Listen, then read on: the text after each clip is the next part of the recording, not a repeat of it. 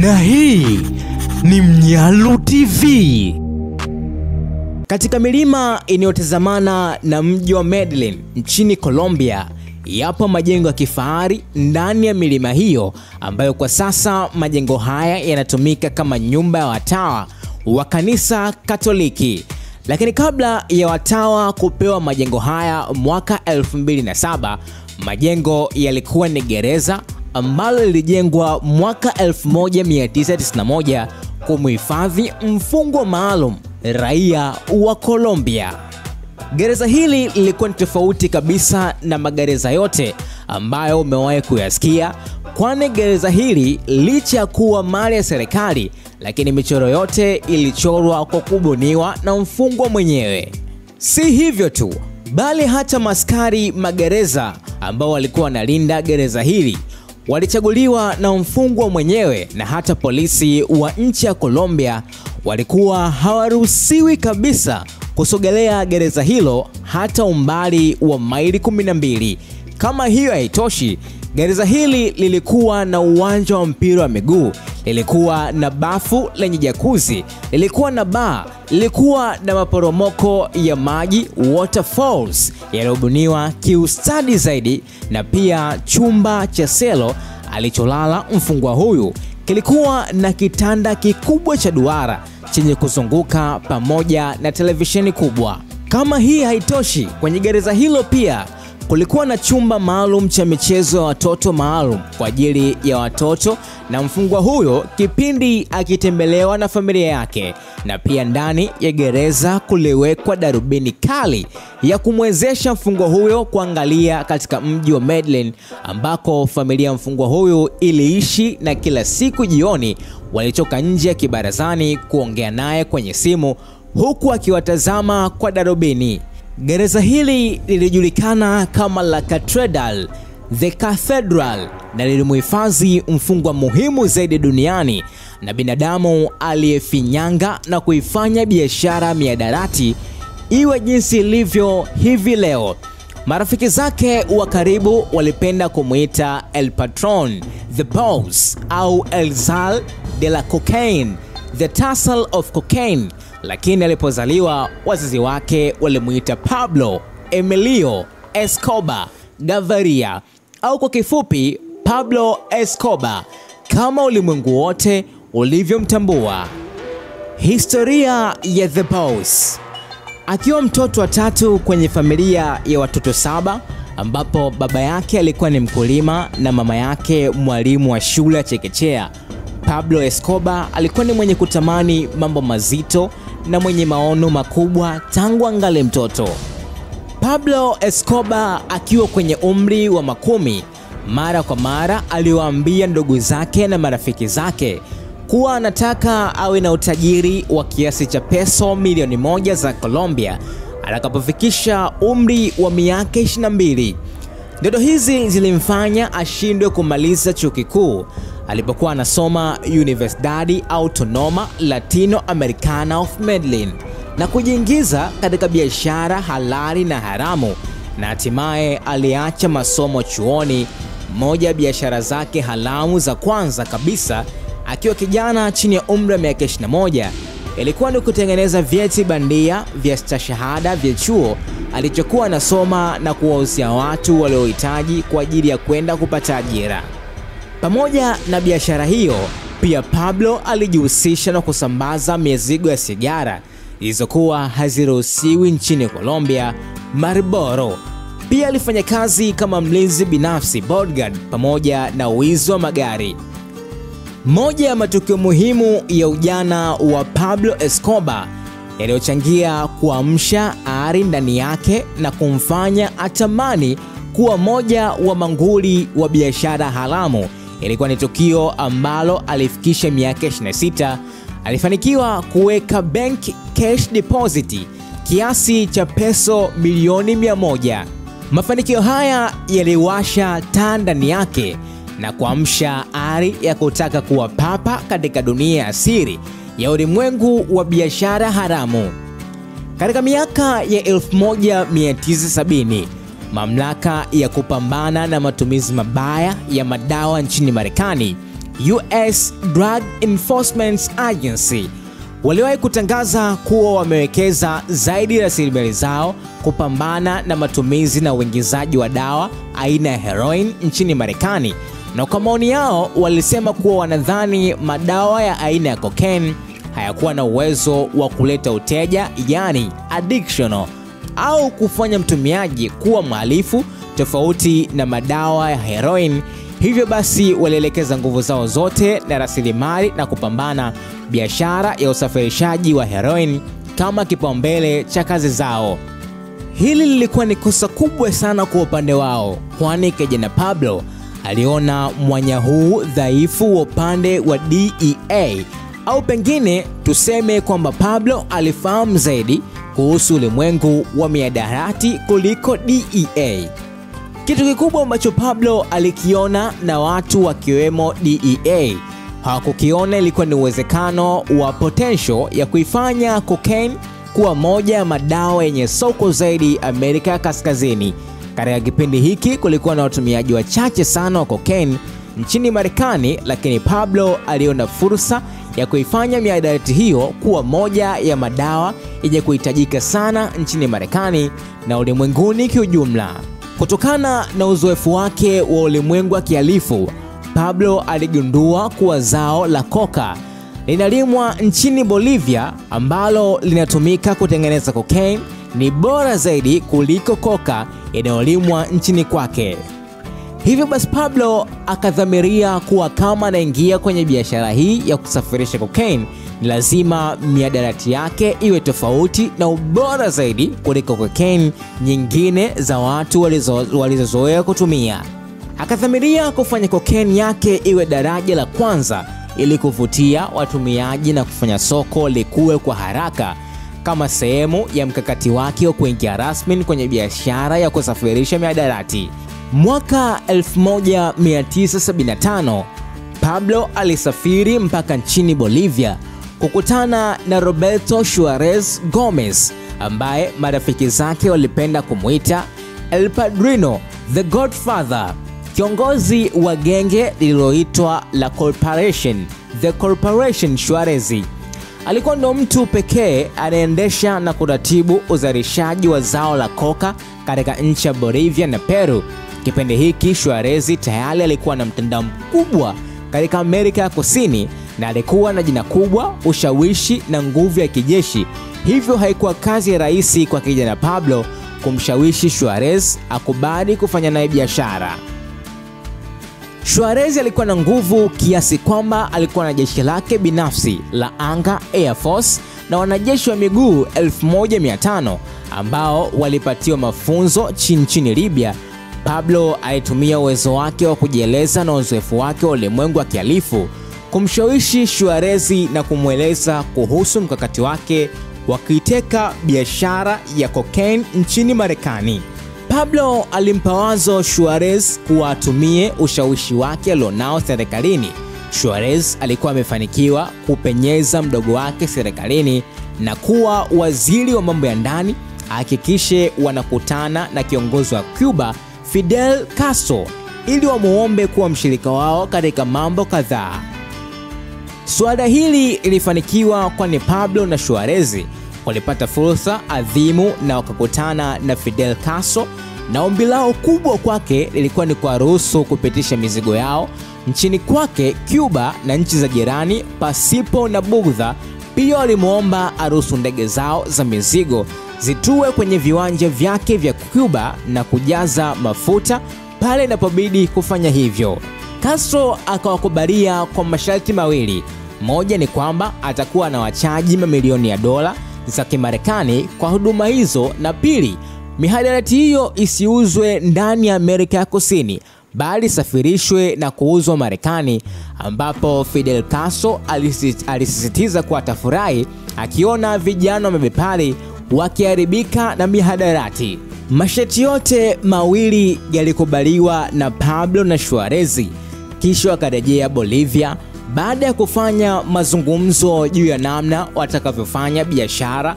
Hatimaye Pablo na Juarez walifikia muafaka na mzigo wake wa kwanza alionunua nchini Bolivia kutoka kwa Juarez ulikuwa ni kilo 14 za unga za cocaine.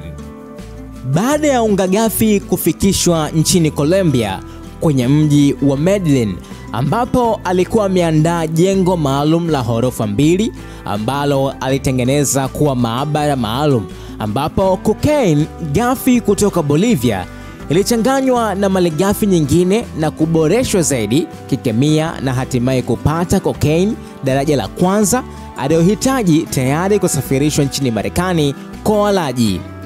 Baada ya cocaine kutoka kwa Pablo kuingia kwenye soko la Marekani, uhitaji na biashara ya mihadarati ya cocaine ilipaa kwa kasi ya ajabu, na Pablo Escobar akaanzisha rasmi genge lake la kibiashara ya mihadarati na akaliita Medellin Cartel. Pablo akatengeneza mtandao madhubuti wa wasambazaji wa mihadarati yake katika mji wa Florida na California pamoja na majimbo mengine ya Marekani. Pia akabuni njia mpya ya kupitisha mihadarati kupitia Bahamas katika kisiwa cha Norman's Cay, takriban kilomita 350 kusini mashariki mwa pwani ya Florida. Ili kufanikisha zaidi azma yake, Pablo Escobar alinunua nusu ya ardhi ya kisiwa cha Norman's Cay na nusu nyingine ikanunuliwa na swaiba wake wa Kimarekani aliyoitwa Roberto Vesco, ambaye pia alikuwa ndiye anashughulika na masuala ya kibenki na uhasibu. Katika kisiwa hiki, Pablo alitengeneza uwanja wa ndege, bandari, hoteli, nyumba za kuishi pamoja na ghala kubwa la jokofu maalum kwa ajili ya kuhifadhi mizigo ya cocaine kabla ya kuisafirisha kwenda Marekani. Kwa kifupi, hapa ndipo kilikuwa kitovu cha biashara cha genge la Medellin Cartel. Pablo Escobar alikuwa amepania haswa kuliteka soko la cocaine Amerika ya Kaskazini, na hii ilijidhihirisha kutokana na juhudi zake alizozifanya kibiashara ili muda wote awe hatua mbele kadhaa tofauti na washindani wenzake wa kibiashara. Ili kufanikisha usafirishaji wa mizigo yake kwa ufasaha na uhakika, Pablo alinunua ndege za mizigo 15 za ukubwa wakati ya helikopta 6. Pia alinunua nyambizi ndogo 2 submarines kwa ajili ya kusafirisha mizigo mikubwa ya mihadarati. Hadi kufikia mwaka 1985, Pablo alikuwa anasafirisha takriban tani 70 mpaka 80 za cocaine kwa mwezi, na alikuwa ameshikilia asilimia 80 ya soko la mihadarati la Marekani. Na katika kipindi hiki genge lake la Medellin Cartel lilikuwa linaingiza kipato cha dola milioni 70 kwa siku, shilingi bilioni 140 za Kitanzania, na mapato yao kwa mwaka mzima yalifikia dola bilioni 21.9, ni takriban shilingi trilioni 46 za Kitanzania. Katika miaka ya 1990, utajiri wake binafsi ulifikia kiasi cha dola za Kimarekani bilioni 30, ambazo ni sawa na dola bilioni 54.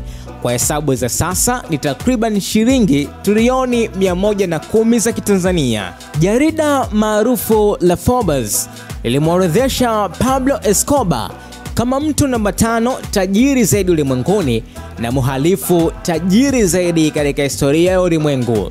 Kutokana na nguvu na ushawishi alionao, Pablo Escobar aliteuliwa na serikali kama mjumbe wa baraza la wawakilishi la Colombia, Chamber of Representatives of Colombia, kupitia chama cha kilibari cha Colombia Rebel Party. Moja ya majukumu muhimu aliyofanya akiwa kama mjumbe wa baraza la wawakilishi ilikuwa ni kwenda kuiwakilisha serikali ya Colombia katika sherehe za kuapishwa kwa waziri mkuu mpya wa Hispania, Felipe González, mwaka 1982, ambapo Pablo alitumia nafasi hii ya safari ya kiserikali nchini Hispania kuanzisha tawi jipya la genge lake la Medellin Cartel katika nchi ya Hispania. Hacienda Nápoles, pepo juu ya uso dunia. Kutokana na utajiri uliopitiliza wa Pablo Escobar, alithubutu kutengeneza makazi ya kuishi ambayo yana namna pekee na kuielezea ni kana kwamba alijitengenezea pepo akiwa duniani. Katika mji mdogo wa Puerto Triunfo, takriban kilomita 150 kutoka katika mji wa Medellin, Pablo alinunua eneo lenye ukubwa wa kilomita za mraba 20 na kujenga makazi yake na familia yake, na kayaita makazi haya Hacienda Naples Estates. Licha ya majengo yake ya kifahari kuishi yeye na familia yake, pia makazi haya yaliwekwa anasa lukuki, ambazo ndani ya makazi haya kulikuwa na uwanja wa ndege binafsi, private airports, bustani maalum ya sanamu za kuchonga na za kufinyanga. Kulikuwa na sehemu maalum za kuhifadhi magari ya kifahari na pikipiki za kifahari kwa ajili ya kuzitazama tu, collection. Kulikuwa na uwanja wa mbio za magari magogo, cult racing track. Kulikuwa na uwanja wa mapigano ya ng'ombe, na pia ndani ya makazi haya kulikuwa na mbuga ya wanyama ya kutengeneza zoo, ambapo Pablo alikusanya aina mbalimbali za wanyama kutoka kila kona dunia na kuwaweka humo. Katika geti la kuingia kwenye pepo ya Pablo Escobar, sehemu ya juu ya geti ilining'inizwa ndege halisi kama urembo. Ndege hii aina ya Piper PA-18 Super Cub yenye namba ya mkia HK617P. Hii ndio ilikuwa ndege ya kwanza aliyotumia Pablo kuingiza mzigo wake wa kwanza wa kokaini nchini Marekani. Hapa katika pepo hii ndipo ambalo Pablo Escobar aliishi yeye na familia yake. Pablo Oplomo, moja ya vitu muhimu vya kifahari alivyovifanya Pablo na kufanikiwa kuibuka kama kinara wa uhalifu Amerika ya Kusini, ilikuwa ni kutengeneza sera yake aliyoianzisha yeye mwenyewe ili kuidhibiti serikali na vyombo vya ulinzi, ambapo sera hii iliitwa Plata o Plomo, Silver of Lead, fedha au risasi, akiwa na maana kwamba wewe ni mtu wa serikali na ikitokea mmesigana, basi atakupa fedha, rushwa. Kama ukikataa kupokea fedha, basi anakupiga risasi.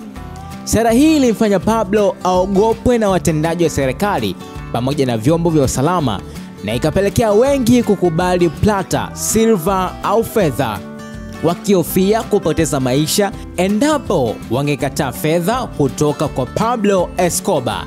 Hili limsaidia kuwa na vibaraka wengi katika serikali na vyombo vya ulinzi na usalama.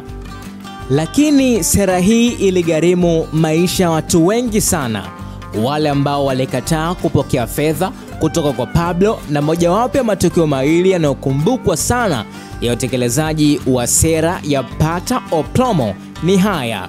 Mosi, uvamizi wa mahakama kuu ya Colombia ambayo ilitokea mwaka 1985.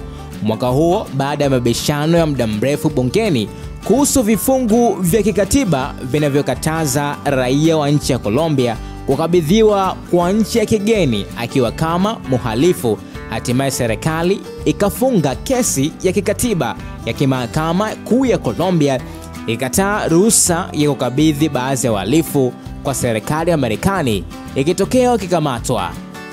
Suala hili lilikuwa linamlenga moja kwa moja Pablo Escobar, kwani serikali ya Colombia ilikuwa inapewa shinikizo kubwa na Marekani kuwa wafanye marekebisho ya kikatiba ili kuruhusu raia wa nchi hiyo ambaye ni mhalifu kukabidhiwa kwa nchi ya kigeni. Haya yalikuwa ni maandalizi endapo ikitokea Pablo Escobar akikamatwa. Pablo akajitahidi kwa juhudi zake zote kuhonga serikalini na hata kutoa onyo kuwa mabadiliko hayo ya kikatiba yasifanyike, lakini serikali iliendelea na mchakato kutokana na shinikizo walikuwa wanapata kutoka Marekani. Inajulikana kwamba Pablo mara kwa mara alikuwa akiapa mbele za watu wake wa karibu kuwa kamwe hatokubali kufungwa katika nchi ya Marekani, na alikuwa na msemo anaopenda kusema kwamba ni heri kuwa karibu na Colombia kuliko kuwa hai kwenye gereza la Marekani. Baada ya juhudi zake zote za kuionya serikali, kutobadili katiba kushindikana, hatimaye Pablo akakodi kikundi cha wapiganaji wa misitu kilichoitwa M19 ili wasaidie kumaliza tatizo lake. Siku ya Novemba 6 mwaka 1985, majaji 25 wa mahakama kuu walikuwa katika kikao cha mwisho kujadili hatima waweze kuridhia mabadiliko ya kikatiba. Lakini kabla ya kumaliza vikao vyao vya kuridhia mabadiliko hayo, walivamiwa na wapiganaji wa kikundi cha M19. Wapiganaji hawa walivamia na kuteka mahakama kuu kwa muda wa siku 2 na zaidi ya nusu ya majaji waliouawa waliosalia walichukuliwa kama mateka. Majaji hawa waliochukuliwa kama mateka walikuja kutumika kama sharti muhimu la kuibana serikali waache kurekebisha katiba ili waweze kuachiwa. Baada ya serikali kukubali kuacha kubadili katiba, hasa kipengele cha kukabidhi wahalifu kwa nchi ya kigeni, majaji wote walioteka wakaachiwa. Pili yalikuwa ni mauaji ya mgombea urais Luis Carlos Galán. Tukio la pili linalokumbukwa sana la utekelezaji wa sera ya Plata o Plomo ilikuwa ni mauaji ya mgombea wa urais aliyoitwa Luis Carlos Galán. Galán alikuwa anaongoza kwenye kura za maoni nchi nzima na alikuwa anatarajiwa kushinda kwenye uchaguzi mkuu wa urais wa Colombia wa mwaka 1990. Moja ya sera kubwa aliyokuwa nayo anaihubiri kila kona ya nchi ilikuwa ni kupambana na magenge ya mihadarati, hasa akililenga genge la Medellin Cartel la kiongozi wake Pablo Escobar. Pablo alimtumia barua kadhaa ambazo ziliwekwa nje ya nyumba yake kwenye kisanduku cha barua, akimuonya na kumtaka aachane na sera hiyo ili kumsakama yeye pamoja na washirika wake wa Medellin Cartel. Lakini bwana Galán alionekana dhahiri amezamiria kutekeleza sera hiyo endapo angechaguliwa kuwa rais wa Colombia. Akiwa katika kampeni, bwana Galán alifanikiwa kufika kwenye mji wa Medellin ambapo Pablo alikuwa na ushawishi mkubwa, na wapo wananchi waliojaribu kumunga Galán kwa kumrushia guruneti la kutupa kwa roketi ya Prolet grenade, lakini kwa bahati nzuri bwana Galán akasalimika. Baada ya hapo Pablo akakodi wanduguaji maalum kufuatilia nyendo za Galán na akawapa amri ya kupiga risasi mara tu wakipata upenyo wa kufanya hivyo. Wiki kadhaa baadaye, akiwa kwenye kampeni katika mji wa Saocho Kiranga, alipokwenda kuhutubia wafuasi wake wapatao 10,000 waliokusanyika wakisubiri kumsikia, na baada ya kuwasili na kupanda jukwani kuhutubia, kabla hajatoa hata salamu kwa wafuasi wake, alidunguliwa na risasi na kupoteza maisha papo hapo. Tukio hili lilizua taharuki nchi nzima na imekuwa skendo yenye utata mpaka leo hii nchini Colombia, kwani kuna tetesi kuwa viongozi wa serikali, polisi pamoja na mashushushu walishirikiana na Pablo Escobar kutekeleza mauaji haya. Licha ya Pablo kuonekana kama adui namba 1 nchini Marekani na baadhi ya watendaji wa serikali ya Colombia, hali hii ilikuwa tofauti kwa raia maskini wa Colombia, ambapo wengi wao walimuona kama shujaa wao, na katika mji aliozaliwa na kuishi wa Medellin alionekana zaidi ya shujaa, kwani mpaka leo hii wanamuona kama ni aina fulani hivi ya masihi waliopewa. Hii inatokana na umahiri wa Pablo Escobar katika mahusiano na jamii aliyokuwa inamzunguka. Pablo alikuwa ni mtu mwenye kusaidia maskini nchini Colombia, pengine kuliko hata serikali yenyewe. Pablo alijitolea kweli katika kuboresha huduma za kijamii kama vile kujenga hospitali, nyumba za wazee, nyumba za kuishi kwa ajili ya maskini, na akawekeza fedha nyingi kujenga miundombinu ya kanisa Katoliki na nyumba za kuabudia. Pia Pablo alijenga na kuendeleza watoto katika mpira ya miguu. Alifadhili klabu mbalimbali za wakubwa za mpira wa miguu, na alijenga viwanja vya kisasa kabisa vya mpira na michezo mingine. Ilifikia hatua mpaka Pablo alikuwa anawapa fedha taslim wananchi wote wa Medellin ili waweze kujikimu kimaisha. Mambo haya yote aliyafanya mwananchi wampende na kumfumbia macho walifu wote aliokuwa anafanya. Kwa mfano, katika mji wa Medellin ilifikia hatua kana kwamba wananchi wote walikuwa ni walinzi wake binafsi, walikuwa wakimtonya kila walipoona polisi wageni wakiingia hata kwa siri kwenye mji huo, au wakati mwingine walikuwa wakitoa taarifa za uongo au kutaka kusema chochote pindi wakiulizwa na vyombo vya ulinzi kuhusu nyendo za Pablo. Hili mfanya Pablo azidi kujizatiti na kuongeza mahaba kwa wakazi wa Medellin na raia wa Colombia kwa ujumla. Vita kuu ya kwanza ya magenge ya mihadarati. Kuna msemo wanasema adui wa adui yako ni rafiki yako. Swali ni je, inakuwaje pale adui wa adui yako akitishia maslahi yako? Adui wa adui yako kikwao cha kwanza. Hapo baadaye nitaeleza kwa kifupi kuhusu kuibuka kwa genge lingine ambalo nalo lilishamiri katika biashara ya cocaine linaloitwa Cali Cartel, hivyo kufanya kuwe na uwepo wa magenge mawili yanayoshindana kibiashara, yani Medellin Cartel chini ya Pablo Escobar na Cali Cartel. Licha ya ushindani wao wa kibiashara, mwaka 1983 iliwabidi washirikiane kwa sababu za kimisingi. Kulibuka kikundi cha wauni waliokuwa wanateka watu na kudai fedha kutoka kwa ndugu ili wawaachie baada ya kuteka ndugu kadhaa wa viongozi wa serikali. Wahuni hawa wakaanza kuteka ndugu wa mabosi wa cartels na kudai pesa. Mmoja wa watu muhimu waliowateka alikuwa ni Martha Nieves Ochoa, dada wa moja ya mabosi ya Cali Cartel, na watekaji walikuwa wanataka wapewe dila milioni 10 ili wamwachie. Hii ndio ilikuwa sababu kubwa ya mabosi wa Cali Cartel na Medellin Cartel kukutana ili kuweka mkakati maalum ambapo utapeleka ujumbe kwa wauni na watekaji wote kwa familia za mabosi wa magenge wa mihadarati ni mwiko sio za kuzigusa. Katika kikao hiki cha kwanza, Medellin Cartel na Cali Cartel waliunda kikosi kazi maalum walichokiita Muerte Securitades, Death to Kidnappers, kifo kwa watekaji, au kama kilivyojulikana kwa kifupi MAS, yani MAS. Kila genge lilichangia fedha, vifaa, silaha na askari kwa ajili ya kikosi cha MAS. Kesho yake, baada ya kikundi hiki kuundwa, genge ilipita juu ya uwanja wa mpira kulikokuwa na mechi kubwa. Ilifanywa kumwaga viperushi kuhusu kutangaza zawadi nono kwa yeyote atakayetoa taarifa kuhusu kufahamu lolote juu ya wauni wanaochukua watu na kushinikiza wapewe hela. Jioni siku hiyo, taarifa muhimu kutoka kwa wananchi zikaanza kuletwa na kwa kikosi cha MAS mara moja kikaanza kukamata wauni wa vikundi vya utekaji na kuwatesa, huku akiwarekodi na kuwatumia wenzao wanamshikilia dada wa bosi wa Cali Cartel.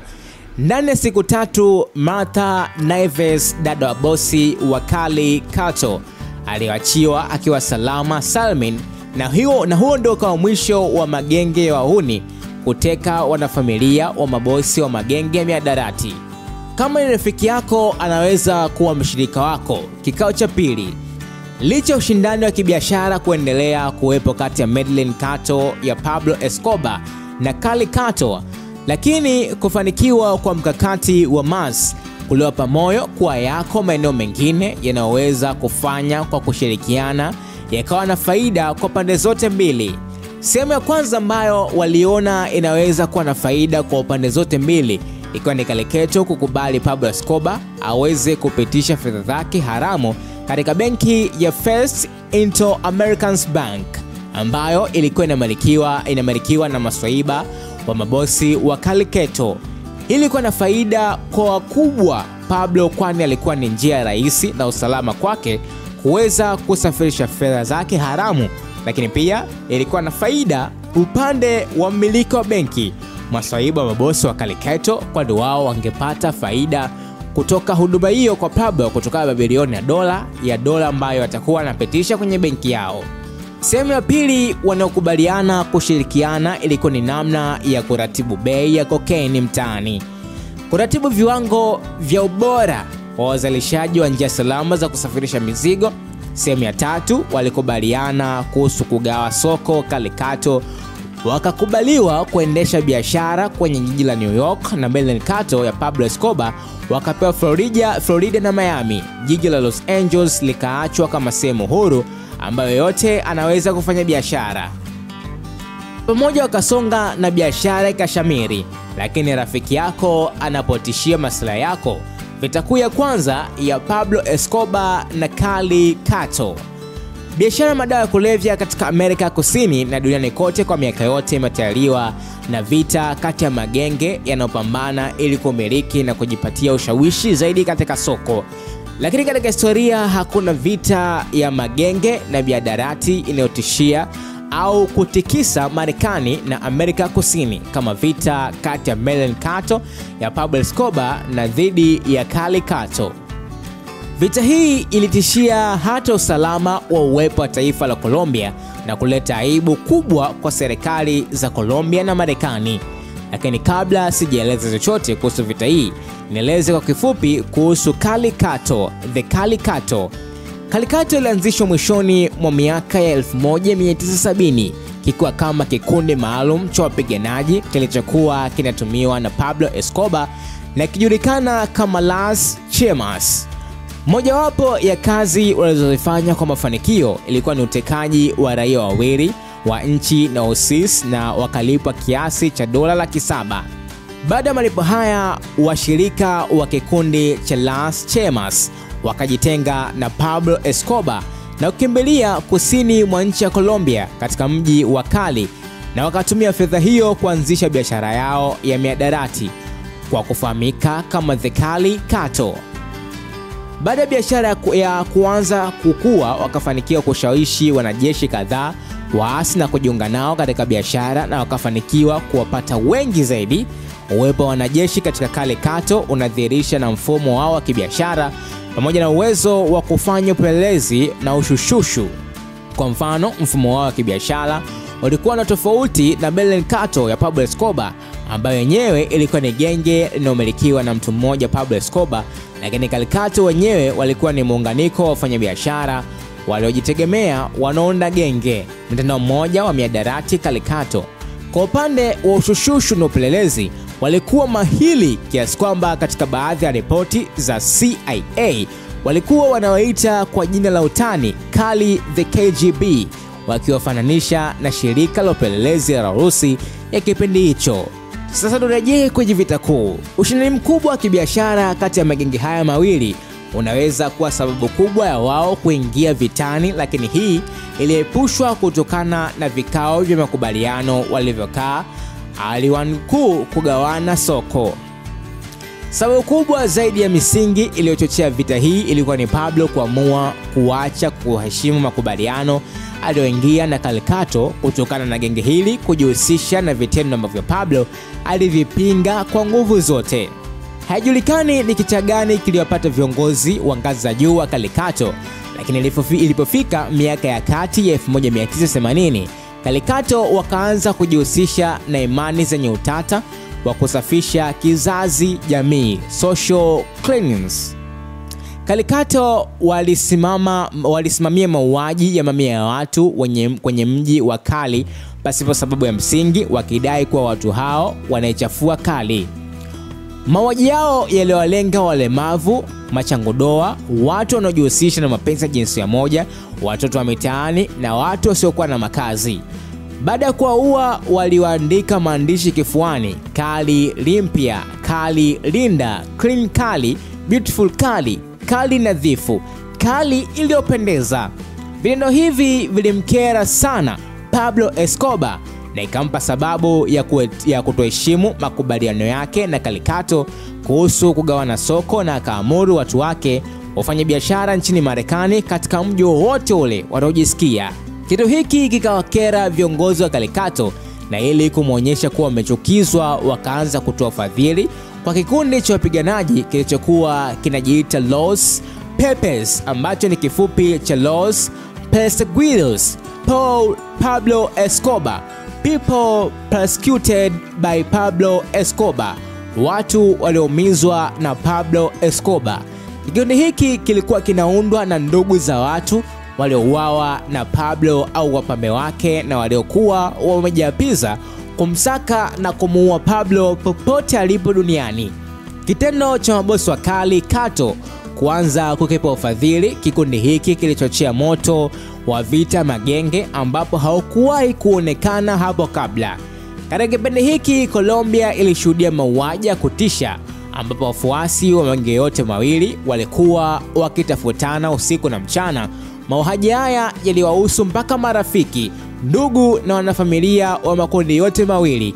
Katika mnamo mwaka 1988 pekee idadi ya vifo ilifikia zaidi ya watu 21,000 na mwaka 1989 idadi iliongezeka mpaka vifo vya zaidi ya watu 28,000. Hiki ilikuwa ni moja ya kipindi kigumu zaidi kiusalama kwa Pablo, kwani alikuwa na lundo la maadui waliokuwa wakimfuatilia. Kulikuwa na serikali ya Marekani inamtafuta, serikali ya Colombia inamtafuta, kikundi cha Los Pepes kinamtafuta na genge la Calicato linamtafuta. Kutokana na swala la usalama kuwa tete mno, ilimlazimu aame kutoka katika pepo yake ya Hacienda Nápoles na kwenda kujificha katika nyumba za maficho juu ya milima ya mji wa Medellin. Ilikuwa inambidi abadili makazi mpaka mara 4 kwa siku moja. Nyumba zake nyingi hizi za juu ya milima alikuwa anazitumia kuhifadhi pesa na silaha, na ilitokea siku walienda kwenye nyumba yake iliyopo karibia kabisa na kilele cha mlima na ilikuwa iko ndani ya msitu mnene. Siku hii kulikuwa na baridi lililomithirika, na kutokana na nyumba hii kujengwa maalum kwa ajili ya kuhifadhi fedha ni silaha, haikuwa na mfumo wa joto wala umeme. Ilifika kipindi cha usiku, baridi ilizidi na kupitiliza kiwango cha kawaida mpaka ikaanza kutishia afya mtoto wake wa kike aliyokuwa naye pamoja na familia yake. Kutokana na kutokuwepo na namna nyingine yoyote ya kupasha moto, nyumba hiyo ilibidi kupunguza baridi. Ilimbidi Pablo acheme moto maborongoto ya fedha usiku kucha ili kuipa joto familia yake na hasa mtoto wake wa kike ambaye alionekana kuathiriwa zaidi na baridi. Mpaka asubuhi kuna kucha na baridi kupungua kufikia kiwango cha kawaida, Pablo alikuwa ameteketeza maborongoto yake ya hela kiasi cha dola milioni 2 za Kimarekani. Baada ya juhudi za Calicato kumpata Pablo kutozaa matunda, walitoa kandarasi kwa Jorge Salgado ambaye alikuwa ni mhandisi na mwanajeshi. Jorge alikuwa maarufu kwa kuandaa timu maalum za mauaji ya kuratibiwa kiumakini, assassination teams, na mara zote mapigano yake yanakuwa na mafanikio.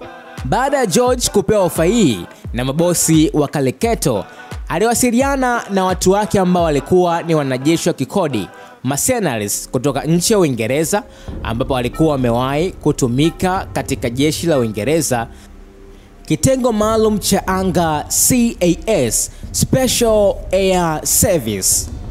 Timu hii ilikuwa na watu 12 na iliwasili Colombia na kufanya mazoezi kwa miezi kadhaa ili kujiandaa na zoezi lililopo mbele yao.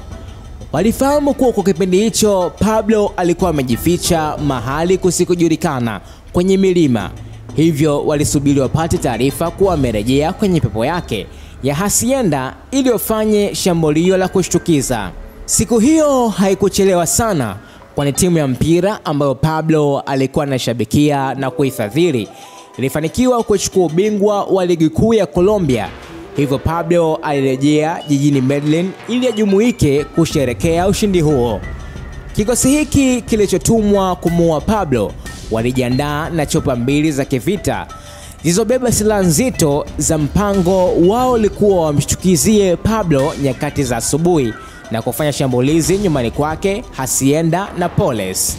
Ili mpango huu uwe na ufanisi, walikubaliana kuwa washambulie kutoka nyuma ya milima ya chopa ziruke katika mfumo maalum wa kijeshi wa usawa wa chini kabisa, up to earth, ili wasiweze kuonekana kutokea mbali. Kesho yake chopa ziliruka kuelekea Hacienda Nápoles kama walivyopanga, wapitie nyuma ya milima huku zikiruka chini chini, lakini wakiwa kwenye milima hiyo, kwa bahati mbaya chopa moja ilimshinda rubani kutokana na kuruka chini na ikagonga kwenye mlima na kudondoka. Zoezi ambalo lilipangwa kuwa la kwenda kushambulia na kumuua Pablo likageuka kuwa ni zoezi la uokoaji, na mpango huu ukaishia hapo hapo. Baada ya kufeli kwa zoezi hili, serikali ya Colombia iliwasiliana na Pablo kujaribu kumwomba ajisalimishe. Walijaribu kumbembeleza kwa kila namna ambayo waliweza na kumwahidi watakubaliana na masharti yoyote atakayoyasema. Serikali ilifikia kipindi walikuwa desperate kutokana na aibu waliokuwa wanaipata kimataifa kwa kushindwa kumdhibiti mhalifu mmoja anayeifanya nchi yao ya Colombia mpaka kubatizwa jina la Capital of Death, mji wa kifo. Hivyo matamanio yao ilikuwa tu kutangazia ulimwengu kuwa wamemkamata Pablo. Baada ya Pablo kutafakari kwa kina na kuona jinsi usalama wa familia yake kuwa ni mdogo kutokana na maadui wanaomzunguka kila kona, akakubali ombi la serikali kujisalimisha, lakini akawapa masharti matatu. Na hii ni Mnyalu TV.